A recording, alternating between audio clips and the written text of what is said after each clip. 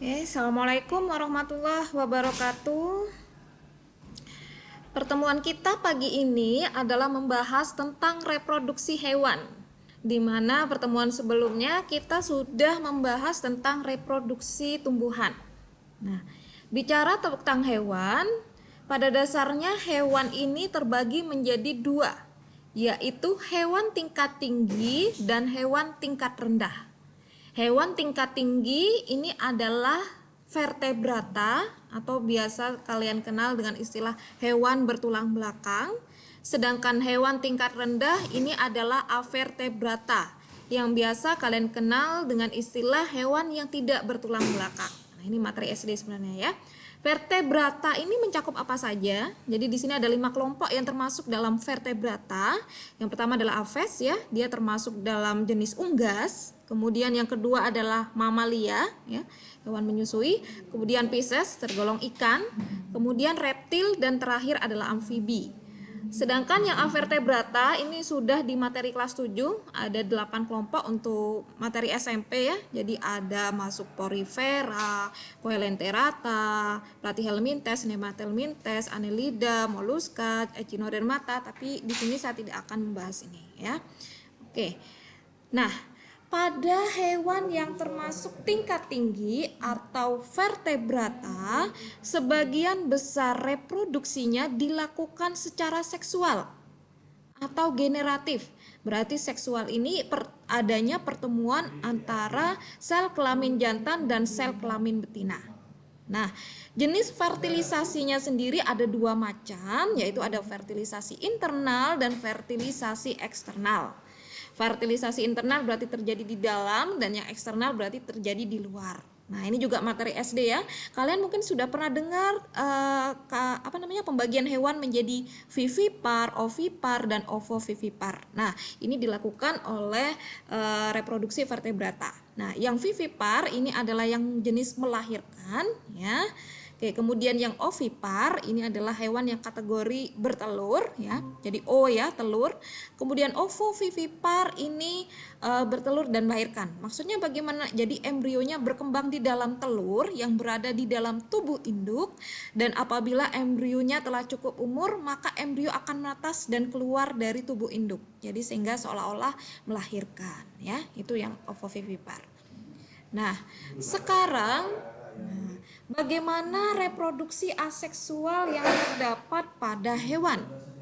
Nah, jadi kalau tadi kita bicara tentang reproduksi seksual yang sebagian besar dilakukan oleh hewan vertebrata, sekarang yang reproduksi aseksual berarti tidak perlu terjadi pertemuan antara sel kelamin jantan dan sel kelamin betina. Nah, sebenarnya ada banyak macamnya ya, cuma di sini saya batasi saja ada 4 macam secara garis besar.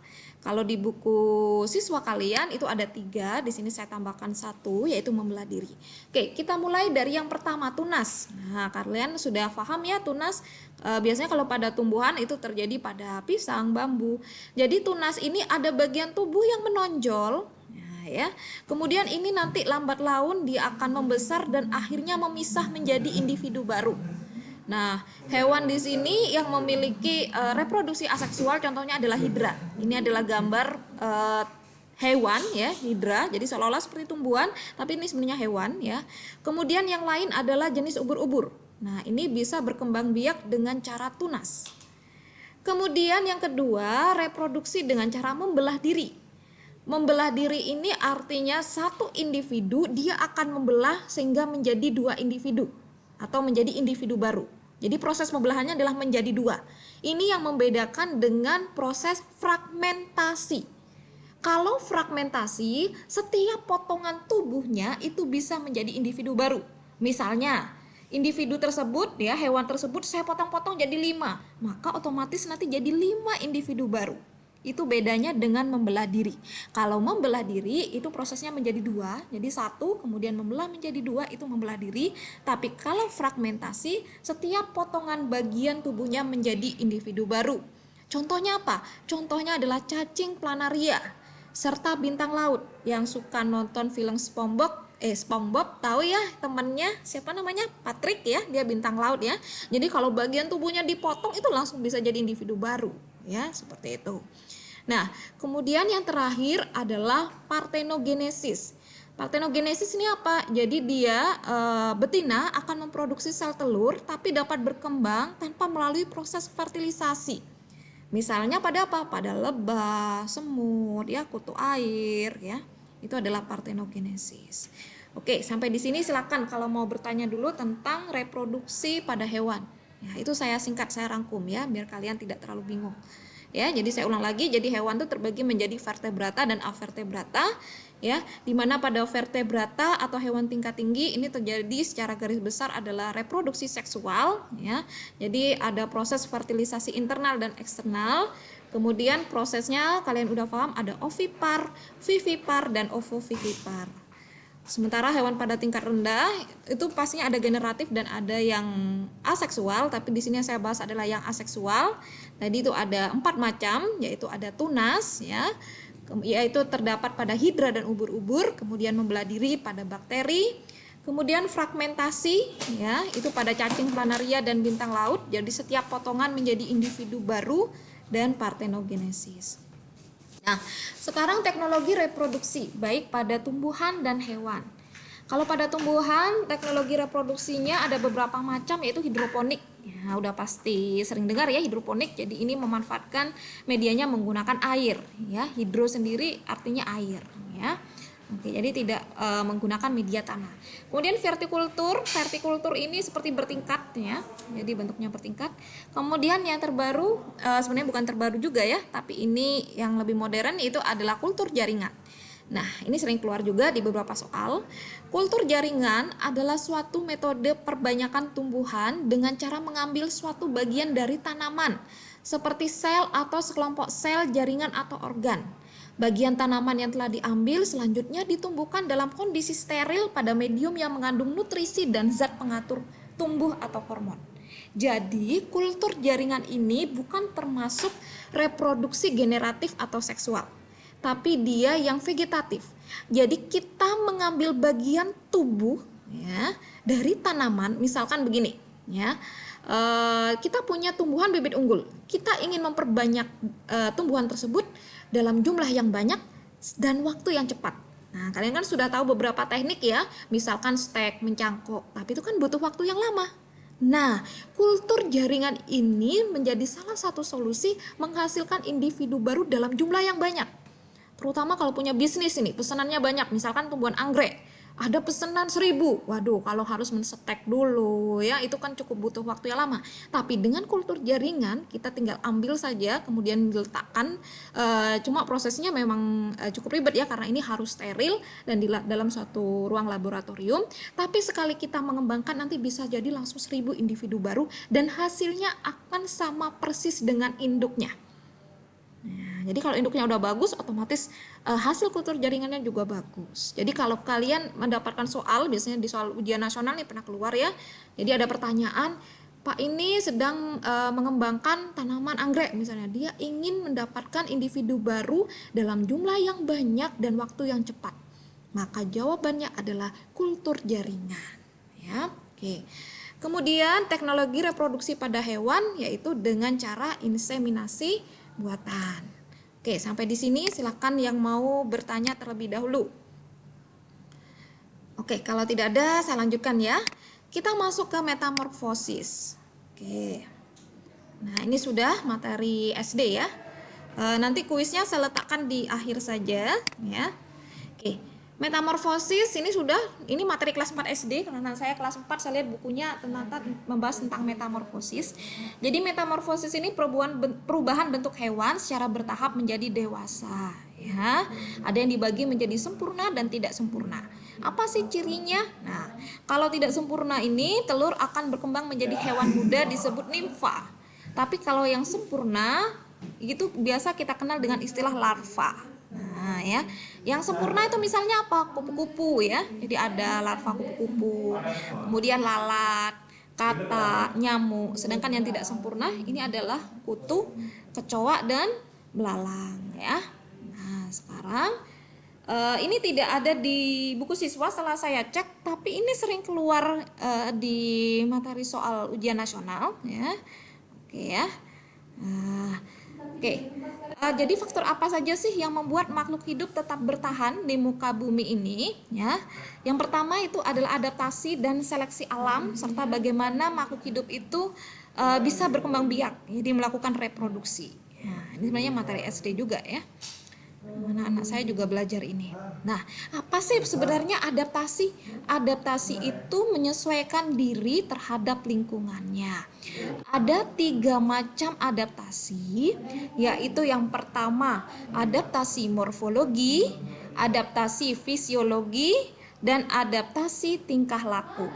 Apa perbedaannya? Aduh, sebentar, ini mengganggu ya. Ternyata saya nggak tahu kalau ada sound di PowerPoint-nya. Oke, nanti ya sudah, saya ini aja. Oke, adaptasi morfologi itu adalah penyesuaian makhluk hidup berdasarkan bentuk tubuh. Ya, jadi misalkan bentuk paruhnya, ya, maka dia akan berbeda antara si paruh burung elang ya sama burung nuri. Jadi dilihat, ya, jadi dia itu makanannya apa, sehingga itu akan mempengaruhi bentuk paruh. Kemudian bentuk kaki, dia tergantung dari di mana dia tinggal. Jadi misalkan kakinya si ayam akan beda, ya, sama kakinya si bebek, ya. Oke, kemudian tipe mulutnya, nah ya seperti ini ya. Oke ya, yang di air pastinya di sini ada selaputnya di situ. Oke. Kemudian ini sudah tadi ya paruh burung ya.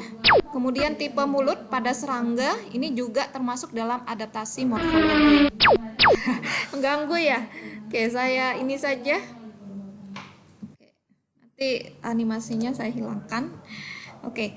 Kemudian contoh yang lain dari adaptasi morfologi ya, misalkan pada tumbuhan hidrofit itu batangnya memiliki rongga udara, kemudian yang xerofit tidak memiliki daun atau berdaun tebal, kemudian tumbuhan bakau memiliki akar napas untuk bernapas. Jadi intinya adaptasi morfologi itu adalah adaptasi yang disesuaikan dengan bentuk atau struktur tubuh dari makhluk hidup itu sendiri ya. Oke. Nah, sekarang selanjutnya adalah adaptasi fisiologi. Adaptasi fisiologi ini adalah penyesuaian fungsi alat tubuh atau organ tubuh makhluk hidup terhadap lingkungannya. Nah, misalnya apa? Nah, ini fungsi tubuh ya.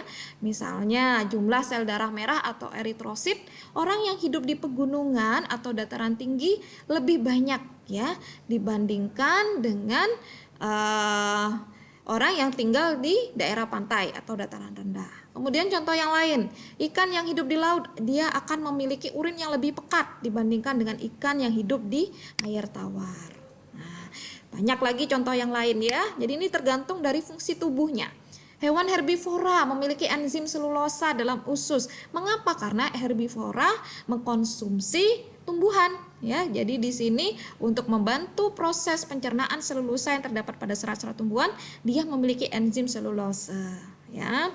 Oke, bakteri pembusuk pada usus besar manusia. Nah, ini untuk membantu pembusukan sisa makanan. Kemudian unta mampu minum sebanyak 120 liter sehingga dapat bertahan tidak minum selama 1 bulan. Mengapa seperti itu? Karena memang unta ini tinggalnya di daerah gurun ya, sehingga ini akan membantu. Nah, kemudian adaptasi yang terakhir adalah adaptasi tingkah laku. Nah, jadi ini menyesuaikan diri, tapi bukan dari struktur tubuh atau fungsi tubuhnya, tapi dengan tingkah lakunya atau kebiasaannya. Oke, misalnya seperti apa? Nah, misalkan manusia ya, kalau musim dingin dia akan pakai jaket yang tebal ya. Kemudian sapi atau kerbau berkubang pada hari panas ya atau terik. Kemudian contoh yang lain, cecak itu akan memutuskan ekornya bila dalam keadaan bahaya atau yang biasa kita kenal dengan istilah autotomi ya. Oke, jadi si musuhnya ini akan mengejar si ekornya cecak ya. Cecaknya sendiri kabur ya. Kemudian yang contoh yang lain adalah bunglon. Bunglon mengubah warna tubuh sesuai warna lingkungan ya, sehingga musuhnya tidak tahu ya mana si bunglon ya, karena samar akhirnya karena warnanya sama dengan warna lingkungan. Oke, kemudian contoh yang lain dari adaptasi tingkah laku, ikan paus atau mamalia dia akan muncul ke permukaan air untuk mengambil oksigen. Kemudian anjing menyala atau menggonggong saat ada bahaya. Anjing juga menjulurkan lidah saat lapar atau haus, ataupun ayam berkokok di malam hari atau di pagi hari. Oke, sekarang kita masuk ke seleksi alam. Nah, ini mungkin kalian sudah pernah dengar ya. Kalau tadi adaptasi itu proses bagaimana kita menyesuaikan diri. Nah, kalau ini adalah alam yang menyeleksi. Nah, jadi seleksi yang dilakukan oleh alam terhadap makhluk hidup yang ada di dalamnya, sehingga makhluk hidup yang dapat beradaptasi akan terus bertahan hidup, tetapi yang tidak dapat beradaptasi maka makhluk hidup tersebut akan musnah. Ya, jadi faktor apa saja yang menyebabkan seleksi alam? Jadi adanya kompetisi antara makhluk hidup yang satu dengan yang lain, adaptasi, serta proses reproduksinya yang terbatas ya, ataupun terlalu lama. Nah, itu juga akan menghambat dari proses dia bertahan. Contoh hewan yang terkena seleksi alam nih jerapah, pastinya kalian sudah sering mendengar kisahnya ya, dan kupu-kupu biston. Nah, tokoh yang berpendapat tentang seleksi alam ini ada dua macam ya. Ini ada perbedaan pendapat, yaitu Charles Darwin dan Lamarck ya. Mana yang betul? Kita tidak membahas mana yang betul ataupun tidak ya di sini. Jadi ini adalah teori yang dikemukakan oleh para ilmuwan ya. Nah, oke. Sedangkan menurut Darwin, spesies yang hidup sekarang berasal dari spesies yang hidup pada masa lalu, dan bahwa evolusi terjadi melalui seleksi alam. Nah, menurut si Darwin, itu pada dasarnya jerapah itu ada dua macam. Ada yang berleher pendek dan ada yang berleher panjang. Nah, karena makanan itu tinggi ya, jadi pepohonan itu tinggi, maka jerapah yang berleher panjang dia akan bertahan hidup, sedangkan jerapah yang berleher pendek ini akan mati. Ini menurut si Darwin. Tetapi menurut si Lamarck, bahwa awalnya jerapah ini berleher pendek. Nah, karena tumbuhannya makanannya yang dijangkau itu tinggi, maka otomatis dia akan menengadahkan kepalanya, sehingga lama-kelamaan leher daripada si jerapah ini menjadi panjang. Mungkin kalau kalian pernah melihat ada kelompok suku ya yang suka pakai itu loh, gelang di bagian leher yang menumpuk sehingga akhirnya lehernya menjadi panjang ya. Itu ada loh. Nanti kalian bisa browsing sendiri di internet. Jadi itu berdasarkan kebiasaan dia. Jadi dia akhirnya menengadah terus ya, sehingga akhirnya lehernya menjadi panjang, sehingga jerapah yang ada sekarang lehernya panjang. Itu menurut si Lamarck ya. Jadi itu perbedaannya. Jadi perbedaan antara seleksi alam miliknya Darwin dan Lamarck.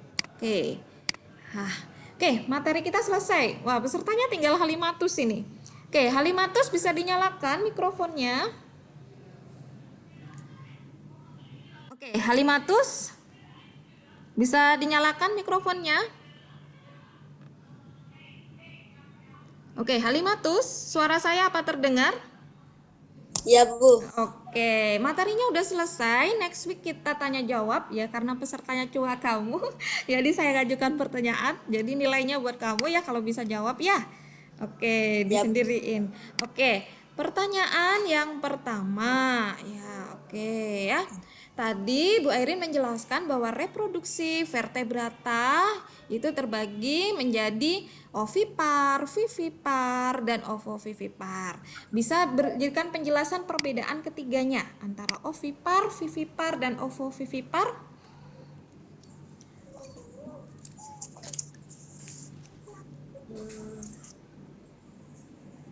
Oke.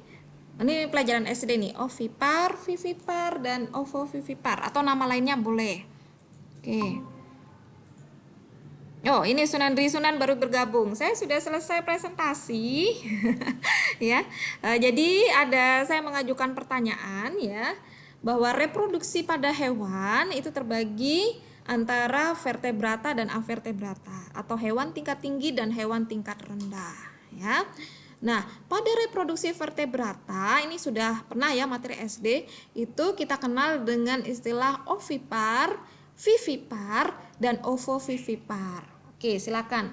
Yang bisa menjelaskan apa perbedaan antara ovipar, vivipar, dan ovovivipar? Oke, silakan. Boleh Halimatus, boleh Sunan. Perbedaan antara ovipar, vivipar dan ovovivipar?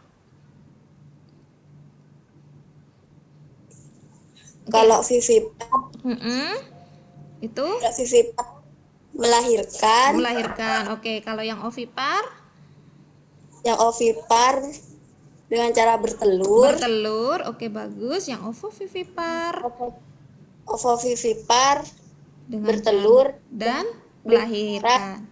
melahirkan. Iya, oke, betul ya. Nah, sekarang pertanyaan selanjutnya.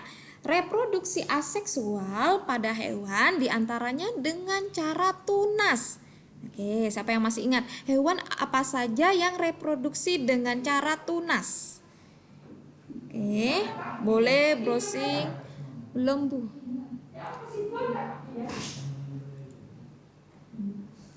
Oke, boleh ya, Sunan?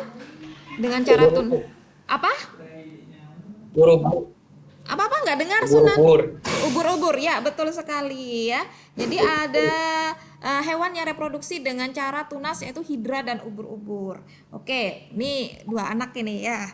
Pertanyaan selanjutnya, hewan apa yang bisa bereproduksi dengan cara fragmentasi? Jadi fragmentasi ini setiap potongan tubuhnya bisa menjadi individu baru. Oke. Oke, silakan. Hewan apa yang bisa melakukan reproduksi dengan cara fragmentasi? Terserah, boleh Harimatus, boleh Sunan. Ya, Apa, Sunandri? planaria, Bu. Planaria, ya betul. Nah, selain Planaria. ya, betul sekali, planaria ya. Selain planaria, itu ada hewan yang lain, yaitu bintang laut ya. Yang suka nonton SpongeBob pasti tahu ya, Patrick gitu ya temennya. Jadi kalau kita potong bagian tubuhnya itu akan menjadi individu baru. Oke, pertanyaan selanjutnya ya.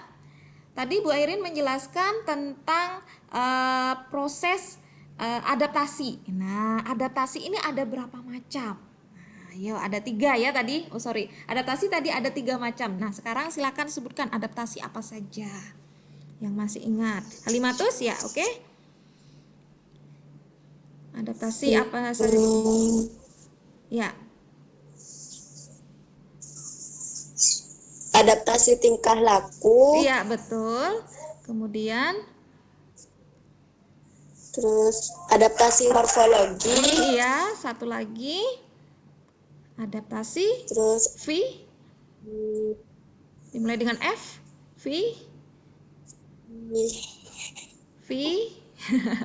saya kata kunci fisiologi. Ya, oke, betul ya. Adaptasi morfologi, adaptasi fisiologi, dan adaptasi tingkah laku ya. Adaptasi morfologi ini adalah didasarkan pada strukturnya, kemudian adaptasi yang fisiologi pada fungsi tubuhnya, dan tingkah laku adalah dari kebiasaannya. Nah, coba berikan satu contoh, ini pertanyaan terakhir. Berikan satu contoh yang termasuk adaptasi tingkah laku. Yo, mudah kan tingkah laku? Yo, tingkah laku atau kebiasaan sehari-hari. Yo. Apa misalnya? Berikan satu contoh. Ya, Halimatus. manusia memakai pakaian tebal untuk melindungi diri saat dingin, saat dingin. Iya, betul ya. Oke, jadi contohnya adaptasi tingkah laku adalah manusia memakai pakaian tebal untuk melindungi diri saat udara dingin, sapi atau kerbau berkubang pada saat hari panas terik, cicak memutuskan ekor bila dalam keadaan bahaya, ataupun bunglon mengubah warna. Oke, silakan kalau ada pertanyaan, materi kita sudah selesai, minggu depan kita UH. Oke. Ada yang mau ditanyakan, Halimatus dan Sunandri Sunan? Tidak ada, Bu. Oke, kalau tidak ada materi saya akhiri dulu. Nanti materinya saya share di grup kelas. Oke, mohon maaf jika ada salah kata. Saya akhiri. Wabillahi taufik walhidayah. Wassalamualaikum warahmatullahi wabarakatuh. Waalaikumsalam warahmatullahi wabarakatuh.